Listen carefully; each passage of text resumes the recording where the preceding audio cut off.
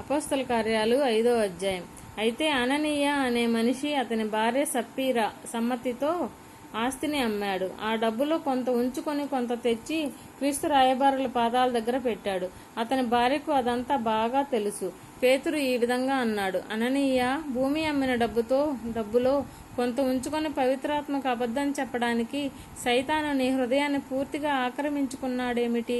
అది నీ అదుపులో ఉన్నంత వరకే కదా, నీదే కదా. అమ్మిన తర్వాత కూడా ఆ డబ్బు నీ వశంలోనే ఉంది కదా. ఈ విషయం ఎందుకు నీ హృదయంలో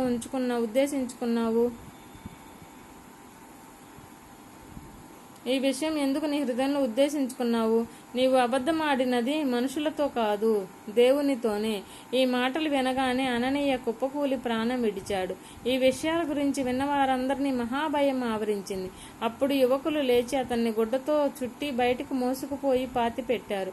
సుమారు 3 గంటల సేపటికి అతని భార్య లోపలికి వచ్చింది. జరిగినది ఆమెకు తెలియదు. పేతురు ఆమెను, మీరు భూమిని అమ్మినది ఇంతకేనా, నాతో చెప్పు అని అడిగాడు. ఆమె అవును, ఇంతకే అంది. అప్పుడు పేతురు ఆమెతో అన్నాడు, మీరెందుకు ప్రభు ఆత్మను పరీక్షించడానికి ఏకీభవించారు? ఇదిగో, నీ భర్తను పాతి పెట్టిన వారి కాళ్ళు గుమ్మం దగ్గరే ఉన్నాయి. వారు నిన్ను కూడా బయటికి మోసుకుపోతారు. తక్షణమే ఆమె అతని కాళ్ళ దగ్గర కూలి ప్రాణం విడిచింది. ఆ యువకులు లోపలికి వచ్చి ఆమె చచ్చి ఉండడం చూచారు. ఆమెను బయటకు మోసుకుపోయి ఆమె భర్త దగ్గర పాతి పెట్టారు. క్రీస్తు సంఘం అంతటిని ఈ సంగతులు విన్న వారందరినీ ఎంతో భయం చుట్టుకుంది. ప్రజల మధ్య అనేక సూచక క్రియలు, అద్భుతాలు క్రీస్తు రాయబారుల చేత జరిగాయి. నమ్మిన వారంతా సొలొమోను మంటపంలో ఏక మనసుతో సమకూడేవారు.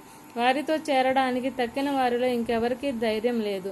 అయినా వారిని ప్రజలు గౌరవించేవారు. అధిక సంఖ్యలో విశ్వాసులైన స్త్రీ పురుషులు ప్రభువుతో చేరుతూ వచ్చారు.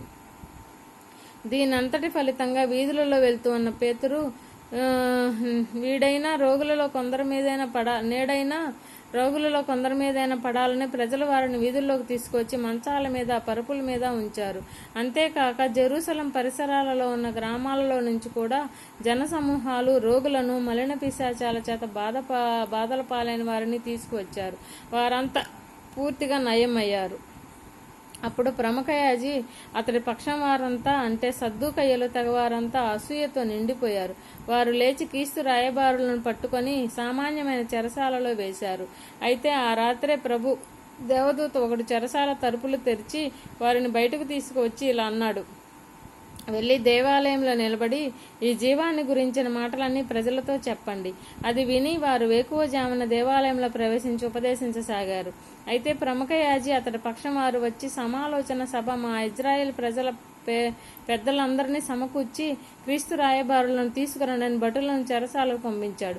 భటులు అక్కడికి చేరినప్పుడు వారు చెరసాలలో లేకపోవడం చూచి తిరిగి వచ్చి చెరసాలకు తాళం భద్రంగా వేసి ఉంది.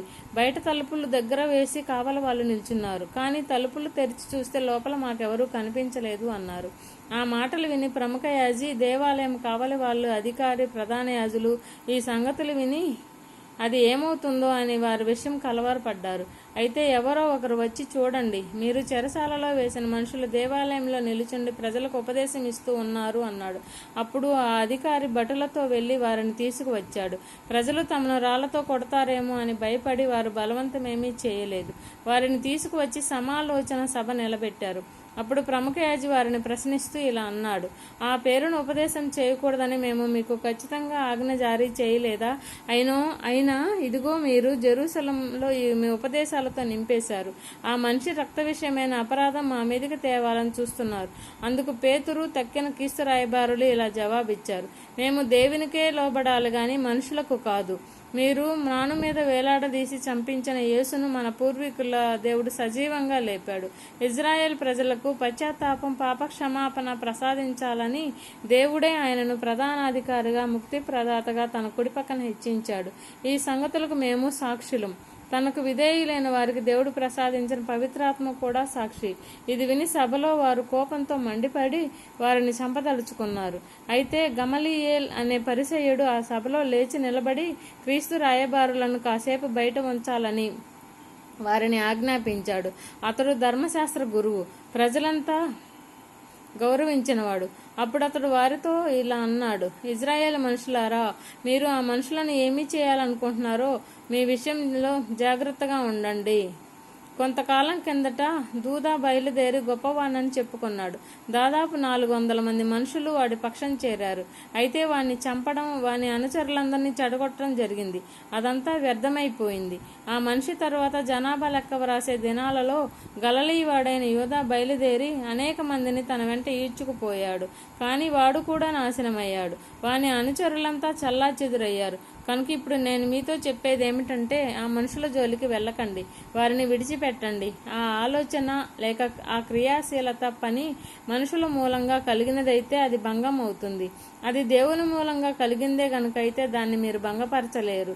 ఒకవేళ మీరు దేవునితో పోట్లాడే వారవుతారేమో భద్రం. అతనితో వారు సమ్మతించారు. వారు క్రీస్తు రాయబారులను పిలిపించి కొరడాలతో కొట్టించి యేసు పేరు మాట్లాడకూడదని వారికి ఆజ్ఞాపించారు. అప్పుడు వారిని విడిచిపెట్టారు. ఆయన పేరు కోసం అవమానానికి పాత్రలుగా ఎంచబడినందుచేత వారు ఆనందిస్తూ సమాలోచన సభ నుంచి వెళ్ళిపోయారు. యేసే అభిషిక్తుడు అని వారు ప్రతిరోజు దేవాలయంలో ఇంటింటి ఉపదేశం ప్రకటిస్తూ ఉండడం మానలేదు.